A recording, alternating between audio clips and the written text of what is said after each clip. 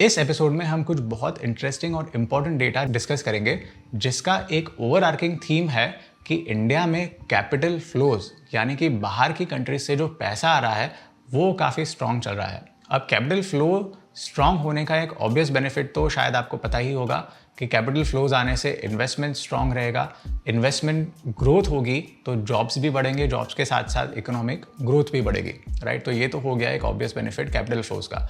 लेकिन capital flows अगर हद से ज़्यादा बढ़े तो उन कैपिटल फ्लोज को मैनेज करना डिफिकल्ट हो सकता है। तो इस वीडियो में हम डिस्कस करेंगे कि कौन से टाइप्स के कैपिटल फ्लोज इंडिया में बढ़ रहे हैं, इन कैपिटल फ्लोज का इम्पैक्ट क्या होगा और उस इम्पैक्ट को मैनेज करने के लिए गवर्नमेंट और आरबीआई क्या क्या स्टेप्स ले सकती है। तो इस वीडियो में आपको मैक्रो इकोनॉमी और उसके प्रोसेसेस के बारे में बहुत सारी इंपॉर्टेंट चीज़ें जानने मिलेंगी, सो स्टे ट्यून्ड। अब सबसे पहला कैपिटल फ्लो जो हम डिस्कस करेंगे वो है FDI या foreign direct investment.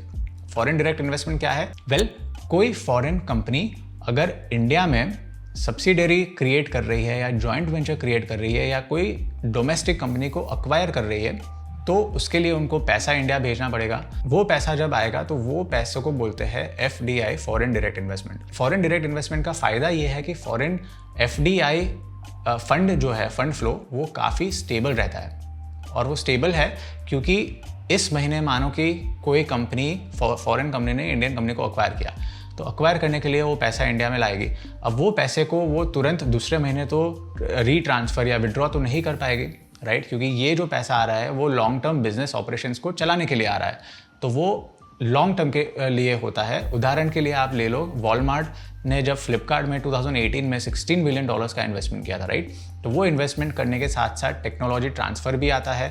Technology transfer आने से इंडियन कंपनीज, डोमेस्टिक कंपनीज का जो कंपेटिटिवनेस है वो भी बढ़ेगा, राइट, और जॉब्स भी क्रिएट होगी बिकॉज लॉन्ग टर्म फंड होता है। तो ये सारे फायदे FDI के हैं। कंपैरेटिवली FPI जो है, फॉरेन पोर्टफोलियो इन्वेस्टमेंट, वो भी एक टाइप का कैपिटल फ्लो है, लेकिन वो बहुत वॉलेटाइल रहता है। क्यों वॉलेटाइल रहता है? क्योंकि जो फॉरेन इन्वेस्टर्स है वो इंडिया में इन्वेस्ट करते हैं स्टॉक्स और बॉन्ड्स में, राइट। अब स्टॉक्स और बॉन्ड्स में इस महीने पैसे डाले तो हो सकता है ये FPI जो है वो उस पैसे को नेक्स्ट मंथ विड्रॉ भी कर ले।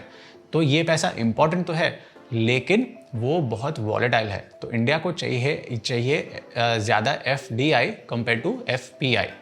अब डेटा ये है कि अप्रैल और मई महीने में इंडिया का जो FDI इन्वेस्टमेंट है वो ऑलमोस्ट 20% से ग्रो किया है compare to the same period last year. अब 20% से ग्रो तो किया है, लेकिन इसमें कैवियट ये है कि लास्ट ईयर के अप्रैल और मई में जो बेस था वो भी लो था। लास्ट ईयर के अप्रैल और मई में इनफैक्ट FDI गिरा था, तो इस साल बढ़ा है 20%, तो it is good news, but ये ध्यान में रखना ज़रूरी है कि वो लो बेस पे बढ़ा है।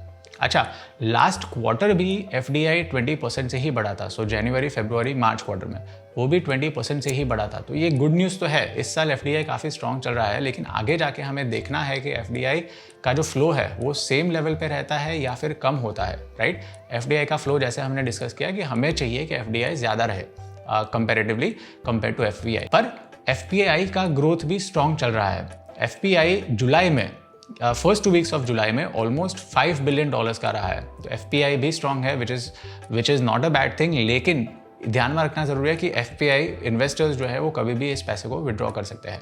अच्छा, इसके साथ साथ तीसरा जो कैपिटल फ्लो हम देखेंगे वो है NRI deposits. NRI deposits basically जो NRIs है, इंडिया के बाहर जो इंडियंस रहते हैं, नॉन रेजिडेंट इंडियंस, वो इंडिया में पैसा डिपॉजिट कर रही है, उसको बोलते हैं NRI डिपॉजिट्स। और इसमें 3 तरह के अकाउंट्स होते हैं जो आपने शायद सुना होगा, NRE डिपॉजिट्स, NRO डिपॉजिट्स और FCNR डिपॉजिट्स, राइट। तो इन तीनों टाइप के डिपॉजिट्स को हम डिटेल में नहीं देखेंगे, लेकिन सिर्फ इतना ध्यान में रखो कि NRI डिपॉजिट्स कैपिटल फ्लोज का बहुत इंपॉर्टेंट कंपोनेंट है, राइट। और NRI डिपॉजिट्स जनवरी और NRI डिपॉजिट्स मई महीने में $1.6 बिलियन का रहा है, और जनवरी से मई महीने यानी 5 महीने का हम देखें तो ऑलमोस्ट $8 बिलियन के NRI डिपॉजिट्स इंडिया में आए हैं। ये इंपॉर्टेंट क्यों है? इंपॉर्टेंट इसलिए है क्योंकि 2015 से लेके अभी तक में ये सबसे हाईएस्ट नंबर है, और लास्ट ईयर सेम पीरियड यानी जनवरी से मई की कंपैरिजन, लास्ट ईयर के जनवरी और मई की कंपैरिजन में इस साल ऑलमोस्ट डबल NRI डिपॉजिट्स आए हैं, right. So last year almost $4 billion था, इस साल ऑलमोस्ट $8.1 बिलियन है। तो NRI डिपॉजिट बढ़ रहे हैं, ये अच्छी बात है। इसके अलावा चौथा जो कैपिटल फ्लो हम देखेंगे वो है external commercial borrowings. External commercial borings क्या है? Well, Indian companies, domestic companies जब फॉरेन बैंक से लोन लेती है तो इसको बोलते हैं एक्सटर्नल कमर्शियल बोरोइंग्स, और ये लोन जो है वो कंपैरेटिवली लोअर इंटरेस्ट रेट पे रहती है। तो इंडिया में फॉरेन बोरोइंग काफ़ी ज़्यादा रहता है इन जनरल, और एक्सटर्नल कमर्शियल बोरोइंग्स जनवरी से मई महीने में ऑलमोस्ट $20 बिलियन का रहा है, जो कि लास्ट ईयर के कंपैरिजन में 10% हाई है, right. So external commercial borrowing strong चल रहा है, FDI भी अभी तक स्ट्रॉन्ग चल रहा है, FPI भी स्ट्रॉन्ग चल रहा है, और NRI डिपॉजिट्स का ग्रोथ भी स्ट्रॉन्ग है, राइट। सो कैपिटल फ्लोज तो स्ट्रॉन्ग है। अच्छा, जब कैपिटल फ्लो बाहर से इंडिया में आता है तो क्या होता है? उसका इम्पैक्ट डायरेक्टली होता है करेंसी पे, यानी कि इंडियन रूपी पे। वो क्यों होता है? क्योंकि जब भी इन्वेस्टर्स इंडिया में इन्वेस्ट करते हैं तो उनको इन्वेस्टमेंट तो रुपये में करना है, तो रुपये में करने के लिए उनको क्या करना पड़ेगा? उनको फॉरेन करेंसी, अगर मानो US से आ रहा है तो उनको USD बेच के रुपये खरीदने पड़ेंगे, राइट। और वो रुपये में उनको इंडिया में इन्वेस्टमेंट करना पड़ेगा। जब रुपये खरीदेंगे तो रुपये की डिमांड बढ़ेगी, रुपये की डिमांड बढ़ेगी तो रुपये स्ट्रांग होगा, राइट। सो क्रक्स ये है कि जब कैपिटल फ्लो इंडिया में आता है तो रुपये की डिमांड बढ़ती है, रुपये की डिमांड बढ़ती है तो रुपये अप्रिशिएट होगा, रुपये स्ट्रांग होगा compare to other currencies, right. अब रुपये स्ट्रांग होगा तो इसका डायरेक्ट इम्पैक्ट कहाँ पे पड़ता है? उसका डायरेक्ट इम्पैक्ट पड़ता है एक्सपोर्ट्स पे, राइट। इंडिया की कंपनीज, आप मान लो कोई IT कंपनी, राइट। अब IT सर्विसेज जब एक्सपोर्ट करती है इंडिया की कंपनीज तो उनको जो कंपेंसेशन मिलता है, राइट, वो कंपेंसेशन कंपैरेटिवली कम मिलेगा, क्योंकि इंडिया की रुपये अप्रिशिएट हो रही है। इंडिया की रुपये अप्रिशिएट हो रही है तो इसका मतलब है कि फॉरेन कंपनीज को इंडियन सर्विसेज महंगी पड़ेगी, राइट। अब इंडियन सर्विसेज अगर महंगी हो जाएगी तो IT सर्विसेज कंपनीज जो है उनको दिक्कत आ सकती है। इंडिया के एक्सपोर्ट कंपेरेटिवनेस है वो वीक हो सकती है इंडियन रुपी स्ट्रॉन्ग होने से। तो ये डेफिनेटली RBI और गवर्नमेंट को नहीं चाहिए। तो इसको मैनेज करने के लिए RBI और गवर्नमेंट क्या करेगी वो हम आगे बात करेंगे, लेकिन उसके पहले हम डिस्कस करते हैं करंट अकाउंट डेफिसिट के बारे में। अब आपने मेरे कुछ प्रीवियस वीडियोस देखे होंगे तो आपने करंट अकाउंट डेफिसिट का डिस्कशन भी देखा होगा, जिसमें मैंने एक्सप्लेन किया था कि करंट अकाउंट डेफिसिट क्या होता है। बहुत सिंपल भाषा में, जब बाहर से इंडिया में पैसा आता है, वो इंडिया से पैसा बाहर जाता है उससे कम होता है तो वो करता है करंट अकाउंट डेफिसिट में, राइट। अब आप वेरी सिंपल सोचो कि इंडिया से पैसा बाहर कब जाएगा? जब इंडिया जब इंपोर्ट ज़्यादा करेगी, और बाहर से पैसा इंडिया में कब आएगा? जब इंडिया ज़्यादा एक्सपोर्ट करेगी, राइट। तो इंपोर्ट अगर एक्सपोर्ट से ज़्यादा होगा तो इंडिया का जो ट्रेड बैलेंस है वो नेगेटिव में चला जाएगा, राइट। ट्रेड बैलेंस जब नेगेटिव में चला जाएगा तो वो लीड करेगा करंट अकाउंट डेफिसिट में, राइट। तो ये तो हो गया एक component of current account deficit, जो कि है ट्रेड बैलेंस। अब दूसरा कंपोनेंट ये है कि नेट इनकम इंडिया की कितनी है। इंडिया ने जब बाहर इन्वेस्टमेंट किया होगा बाहर की कंट्रीज में तो उससे इंडिया को डिविडेंड्स और इंटरेस्ट इनकम मिलेगी, राइट। फॉरेन इन्वेस्टर्स जब इंडिया में इन्वेस्ट करेंगे तो इंडिया से डिविडेंड और इंटरेस्ट इनकम बाहर जाएगा, राइट। तो अगर इंडिया को जो इंटरेस्ट इनकम और डिविडेंड्स बाहर की कंट्रीज से मिल रहे हैं वो इंडिया जो बाहर की कंट्रीज को पे कर रही है उससे कम होगा तो वो लीड करेगा करंट अकाउंट डेफिसिट में, राइट। तो ये हो गया सेकंड कंपोनेंट। अब third component current account deficit का हम डिस्कस करें तो वो है ट्रांसफर्स, नेट ट्रांसफर्स। ये एक फैंसी टर्म है, लेकिन इसका मतलब यही है कि अगर NRIs जो है या इंडिया के बाहर जो काम करते हैं इंडियन सिटीजन्स, वो इंडिया में पैसे भेजेंगे अपने फ्रेंड्स और फैमिलीज को, राइट। अगर वो पैसा इंडिया में भेजा उन लोगों ने तो वो डायरेक्टली करंट अकाउंट डेफिसिट को कम करने में हेल्प करेगा, राइट। अगर इंडिया बाहर से फॉरेन एड लेती है तो वो एड भी इंडिया में आएगा, वो भी करंट अकाउंट डेफिसिट को कम करेगा। तो ट्रेड बैलेंस हो गया, नेट इनकम हो गई और नेट ट्रांसफर हो गया। ये तीनों को मिला के हो जाता है करंट अकाउंट, और ये तीनों को ऐड करके अगर नेगेटिव नंबर आया नेट तो वो करंट अकाउंट डेफिसिट में लीड करेगा। अगर ये तीनों को ऐड करके अगर नेट पॉजिटिव फिगर आता है तो वो करंट अकाउंट सरप्लस को लीड करेगा, राइट। अब इंडिया में तो करंट अकाउंट डेफिसिट ही रहता है। इस साल FY25 में ये अनुमान है इकोनॉमिस्ट का कि current account deficit almost $40 billion का रहेगा, राइट। अब जब करंट अकाउंट डेफिसिट होता है तो इसका मतलब ये होता है कि इंडिया डोमेस्टिकली जितना इन्वेस्टमेंट कर रही है वो इन्वेस्टमेंट इंडिया के सेविंग से कहीं ज़्यादा है, तभी करंट अकाउंट डेफिसिट हो सकता है। अगर इंडिया इंपोर्ट करेगी, एक्सपोर्ट्स की कंपैरिजन में इंपोर्ट ज़्यादा होंगे तो वो इंपोर्ट्स भी जाएंगे इन्वेस्टमेंट्स में, राइट। जैसे कि क्रूड ऑयल आप फॉर एग्जांपल ले लो तो India crude oil 80% requirement India की जो है वो इंपोर्ट करती है क्रूड ऑयल। क्रूड ऑयल कहाँ पे यूज़ होगा, तो वो होगा इंडस्ट्रीज़ में, ट्रांसपोर्टेशन में, राइट। काफ़ी सारी चीज़ों में, जैसे इंडिया केमिकल सेक्टर है या पेंट सेक्टर है, तो इन सारों में रॉ मटेरियल जो है, one of the critical raw materials is crude oil या क्रूड ऑयल के कुछ डेरिवेटिव्स, राइट। तो क्रूड ऑयल जाता है डायरेक्टली इंडिया के इन्वेस्टमेंट में। तो इंडिया इंपोर्ट ज़्यादा करेगी, तो इसका मतलब ये है कि इंडिया में इन्वेस्टमेंट भी ज़्यादा हो रहा है। और इंपोर्ट ज़्यादा तभी होंगे एक्सपोर्ट से जब इंडिया का सेविंग्स भी इन्वेस्टमेंट से कम हो। तो अगर इंडिया अपने सेविंग्स के कंपैरिजन में इन्वेस्टमेंट ज़्यादा कर रही है, तो वो ज़्यादा इन्वेस्टमेंट के पैसे कहाँ से आएंगे, वो पैसे आएंगे बाहर की कंट्री से, राइट। बाहर की कंट्री से कैपिटल फ्लोज के फॉर्म में इंडिया में पैसे आएंगे। तो इंडिया में अगर $40 बिलियन का करंट अकाउंट डेफिसिट है, इसका मतलब ये हुआ कि इंडिया को $40 बिलियन के कैपिटल फ्लोज बाहर की कंट्री से चाहिए होगा वो करंट अकाउंट डेफिसिट को प्लग करने के लिए, कम करने के लिए, राइट, $40 बिलियन का। लेकिन इकोनॉमिस्ट का अनुमान यह है कि इस साल FY25 में बिकॉज कैपिटल फ्लो स्ट्रांग है, इंडिया को टोटल कैपिटल फ्लोज आएंगे ऑलमोस्ट $100 बिलियन के।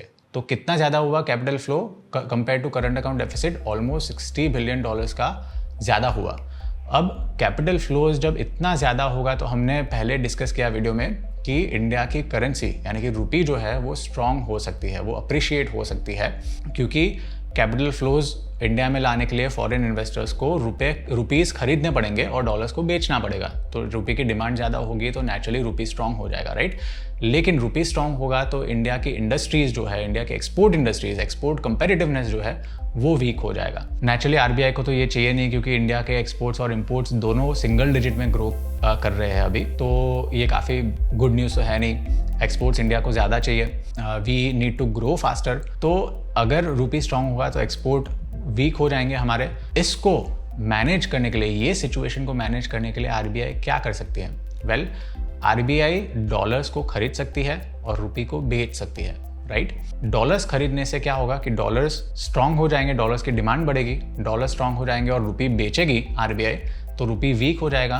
तो पहले जो कैपिटल फ्लो इंडिया में आने से रुपी स्ट्रांग हुआ था, उसकी इम्पैक्ट न्यूट्रल हो जाएगी, राइट। तो आरबीआई डॉलर्स खरीदेगी और रुपी को बेचेगी।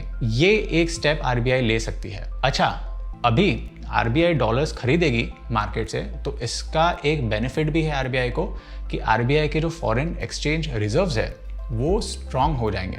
अब आरबीआई के फॉरेन एक्सचेंज रिजर्व्स करंटली आप देखो तो ऑलमोस्ट $667 बिलियन है। कितने? $667 बिलियन। और इसके कंपैरिजन में इंडिया के इंपोर्ट्स आप देखो अभी तक के तो ऑलमोस्ट $892 बिलियन है। अब मैं इंपोर्ट्स की बात क्यों कर रहा हूँ? क्योंकि आइडियली ये माना जाता है कि इंडिया, मतलब आरबीआई के पास जो फॉरेन एक्सचेंज रिजर्व्स है वो ऑलमोस्ट इंडिया के 12 मंथ्स यानी कि एक साल के इंपोर्ट्स को कवर कर पाए उतने होने चाहिए। 6 मंथ्स टू 12 मंथ्स होने चाहिए, लेकिन 12 मंथ्स के अगर इंपोर्ट्स कवर कर पाए उतने फॉरेन एक्सचेंज रिजर्व्स इंडिया के पास हो तो financial stability, macro economic stability काफ़ी स्ट्रांग हो सकती है। अभी मैंने बात किया कि $892 बिलियन के इंपोर्ट्स है, उसके अगेंस्ट में $667 बिलियन के फॉरेन एक्सचेंज रिजर्व्स है आरबीआई के पास, राइट। तो ऑलमोस्ट 11 मंथ्स के इंपोर्ट्स को कवर कर पाए उतने फॉरेन एक्सचेंज रिजर्व्स आरबीआई के पास है। तो अभी भी थोड़ी स्पेस है कि आरबीआई फॉरेन एक्सचेंज रिजर्व्स और बढ़ा सकती है, राइट अपने। तो आरबीआई डॉलर्स खरीदेगी तो आरबीआई के फॉरेन एक्सचेंज रिजर्व्स बढ़ेंगे, लेकिन डॉलर्स खरीदने के साथ साथ आरबीआई को रुपीज़ जो है वो भी बेचने पड़ेंगे। तो आरबीआई रुपीज़ बेचेगी डॉलर्स खरीदने के साथ साथ रुपीज़ बेचेगी मार्केट में, तो इकोनॉमी में जो रुपीज़ का सर्कुलेशन है वो बढ़ जाएगा नेचुरली, राइट। अब रुपीज़ का सर्कुलेशन बढ़ जाएगा, इसका मतलब कि रुपीज़ का सप्लाई बढ़ जाएगा मार्केट में। रुपीज़ का सप्लाई बढ़ जाएगा तो नेचुरली रुपी डेप्रिशिएट होगा तो एक्सपोर्ट कंपेटिटिवनेस इंडिया की बढ़ जाएगी। लेकिन जब रुपी डेप्रिशिएट होता है, यानी कि जब रुपीज़ का सप्लाई डिमांड की कंपैरिजन में बढ़ता है, तो क्या हो जाएगा? वो इन्फ्लेशन को लीड कर सकता है। वो कैसे? क्योंकि ये बेसिक लॉ है इकोनॉमिक्स का कि अगर सप्लाई डिमांड से ज़्यादा रहा तो रुपये की जो वैल्यू है वो कम हो जाएगी, isn't it? नेचुरली कोई भी चीज़ की डिमांड सप्लाई से ज़्यादा होती है तो वो चीज़ की वैल्यू बढ़ जाती है, राइट। उसका काउंटर पॉइंट, अगर सप्लाई डिमांड से ज़्यादा हो तो वो चीज़ की वैल्यू कम हो जाती है। तो ऐसा रुपये के साथ भी है कि रुपये का सप्लाई बढ़ेगा मार्केट में तो रुपये की वैल्यू कम हो जाएगी। रुपये की वैल्यू कम होना यानी कि 100 रुपये जो पहले चीज़ खरीद लेते थे उतना आज नहीं खरीद पाएंगे क्योंकि रुपी की वैल्यू कम हो गई है। That is called inflation. तो रुपी का सप्लाई बढ़ने से इन्फ्लेशन बढ़ सकता है। अब इन्फ्लेशन बढ़ना भी अच्छी बात नहीं है। ऑलरेडी हमने लास्ट वीडियो में डिस्कस किया कि कंज्यूमर प्राइस इन्फ्लेशन 5.1% है, बड़ा है। फूड इन्फ्लेशन तो और ज़्यादा बड़ा है, तो इन्फ्लेशन नहीं चाहिए। तो आरबीआई डॉलर्स खरीदेगी, रुपी बेचेगी, तो रुपी का सप्लाई बढ़ेगा, इन्फ्लेशन बढ़ सकता है। इसको काउंटर करने के लिए अब आरबीआई क्या कर सकती है? आरबीआई कर सकती है दो चीज़ें। एक तो है ओपन मार्केट ऑपरेशंस बोलते हैं, OMO। अब आप न्यूज़ पढ़ोगे तो ये सब चीज़ें टर्म्स आपके नोटिस में काफ़ी आएगी। OMO बहुत कॉमन टर्म है जो इकोनॉमिक्स में यूज़ होता है, मैक्रो इकोनॉमिक्स में। उसका मतलब बेसिकली ये है कि आरबीआई जो गवर्नमेंट के बॉन्ड्स है वो बैंक्स को बेचेगी। आरबीआई गवर्नमेंट के बॉन्ड्स को बैंक्स को बेचेगी तो बैंक्स वो बॉन्ड्स खरीदेगी, तो किससे खरीदेगी? रुपी से खरीदेगी। तो वो रुपी जाएंगे कहाँ पे? आरबीआई के पास, राइट। तो रुपी का सर्कुलेशन जो इकोनॉमी में है वो कम हो जाएगा OMO ऑपरेशन से। OMO, let me repeat, is nothing but the RBI selling government bonds and absorbing rupee from the market. RBI bonds अपने पास, आरबीआई के पास जो गवर्नमेंट बॉन्ड्स है वो बेचेगी बैंक्स को बेचेगी, तो बैंक्स के पास जो रुपीज़ है वो चले जाएंगे आरबीआई के पास, तो मार्केट में लिक्विडिटी कम हो जाएगी, राइट। तो इससे इन्फ्लेशन का डर भी कम हो जाएगा। रुपी की सप्लाई कम हो जाएगी तो इन्फ्लेशन का डर कम हो जाएगा। तो OMO एक चीज़ है जो आरबीआई कर सकती है। लेकिन आरबीआई जब अपने गवर्नमेंट बॉन्ड्स बैंक्स को बेचेगी तो नेचुरली आरबीआई को जो इंटरेस्ट इनकम गवर्नमेंट से मिलने वाला था वो नहीं मिलेगा, तो आरबीआई की इनकम थोड़ी कम हो जाएगी। वो जो इंटरेस्ट इनकम है वो आरबीआई को नहीं, पर कहाँ जाएगी? वो बैंक्स को जाएगी, क्योंकि आरबीआई ने तो अपने गवर्नमेंट बॉन्ड्स बैंक्स में बेच दिए, तो नेचुरली आरबीआई की इंटरेस्ट इनकम कम हो जाएगी, राइट। तो ये थोड़ा नेगेटिव है आरबीआई के लिए। अच्छा, दूसरा टूल आरबीआई कर सकती है रुपी के सप्लाई को कम करने के लिए मार्केट में, MSS, मार्केट स्टेबलाइजेशन स्कीम। अब MMS स्कीम क्या है? वेल, MMS में आरबीआई क्या करती है कि स्पेशल सिक्योरिटीज, नए टाइप के गवर्नमेंट सिक्योरिटीज इश्यू करेगी और वो इश्यू करेगी बैंक्स को। Basically RBI existing government bonds नहीं बेचेगी, वो क्या करेगी? वो नए बॉन्ड्स क्रिएट करेगी गवर्नमेंट के बिहाफ पे, वो बेचेगी बैंक्स को, बैंक्स वो खरीदेगी और उस पे आरबीआई इंटरेस्ट पे करेगी। लेकिन आरबीआई नहीं करेगी इंटरेस्ट पे, एक्चुअली करेगी government. RBI on behalf of government banks को इंटरेस्ट पे करेगी, राइट। तो इंटरेस्ट एक्सपेंस जो है वो गवर्नमेंट का बढ़ जाएगा। MMS में जब आरबीआई नए सिक्योरिटीज को क्रिएट करके बैंक्स को बेचेगी तो नेचुरली रुपी का सप्लाई तो कम हो जाएगा, क्योंकि बैंक्स वो बॉन्ड्स खरीदेगी और आरबीआई को रुपीस देगी। आरबीआई को रुपीस देगी तो आरबीआई वो सप्लाई, मार्केट, रुपी का सप्लाई जो है वो मार्केट से कम हो जाएगा। लेकिन इससे गवर्नमेंट का एक्सपेंडिचर बढ़ सकता है, क्योंकि गवर्नमेंट को इंटरेस्ट एक्सपेंस तो पे करना पड़ेगा इन नए गवर्नमेंट सिक्योरिटीज पे, राइट। गवर्नमेंट का इंटरेस्ट एक्सपेंस बढ़ सकता है, तो ये भी नेगेटिव है। तो OMOs नेगेटिव है आरबीआई के लिए, क्योंकि आरबीआई की इनकम कम हो जाएगी। MSS, market stabilization scheme securities, वो गवर्नमेंट के लिए नेगेटिव है, क्योंकि गवर्नमेंट के इंटरेस्ट एक्सपेंसेस जो है वो बढ़ जाएंगे। तो नेट ये दोनों चीज़ें भी डिफिकल्ट है गवर्नमेंट और आरबीआई के लिए, चाहे OMOs हो या MSS हो। इससे हमारा बिगेस्ट लेसन क्या हुआ कि कैपिटल फ्लोज जो है वो इंडिया में आए तो अच्छा तो है, क्योंकि वो इन्वेस्टमेंट, जॉब्स और इकोनॉमिक ग्रोथ सब बढ़ा सकते हैं। लेकिन हद से ज़्यादा जब कैपिटल फ्लोज इंडिया में आएंगे उसको मैनेज करना मुश्किल हो जाएगा, क्योंकि उससे रुपी स्ट्रांग होगा, रुपी अप्रिशिएट होगा।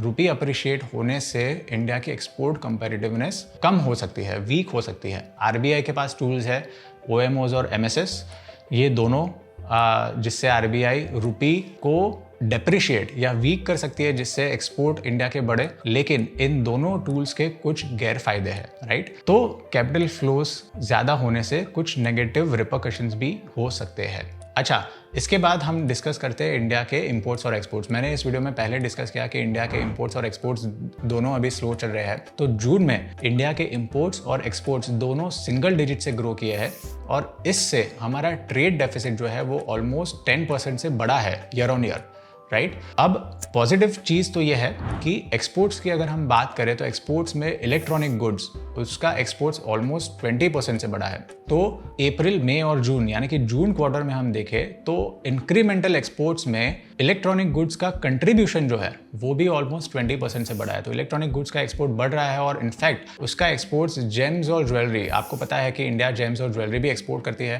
तो जेम्स और ज्वेलरी से भी ज़्यादा इलेक्ट्रॉनिक गुड्स। तो अभी थर्ड लार्जेस्ट एक्सपोर्ट्स हमारा इलेक्ट्रॉनिक गुड्स में हो रहा है। फर्स्ट तो है इंजीनियरिंग गुड्स, मैन्युफैक्चरिंग में मैं बात कर रहा हूँ, सर्विसेज में नहीं।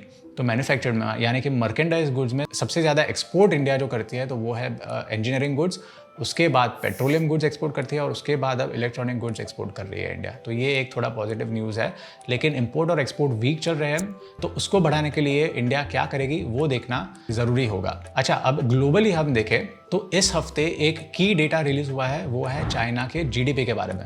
अब चाइना कैलेंडर ईयर फॉलो करती है, तो सेकेंड क्वार्टर में यानी कि अप्रैल, मई और जून महीने में चाइना का जीडीपी 4.7% से ग्रो हुआ है ईयर ऑन ईयर, यानी कि लास्ट ईयर के सेम क्वार्टर के कंपैरिजन में। अब एक्सपेक्टेशन थी कि चाइना का जीडीपी ऑलमोस्ट 5% से ग्रो करेगा, लेकिन 4.7% से ग्रो किया है। और ये शायद इसलिए हो सकता है कि चाइना की जो रियल एस्टेट इंडस्ट्री है वो काफ़ी वीक चल रही है। रियल एस्टेट इंडस्ट्री इनफैक्ट 5% से डिक्लाइन हुई है ईयर ऑन ईयर।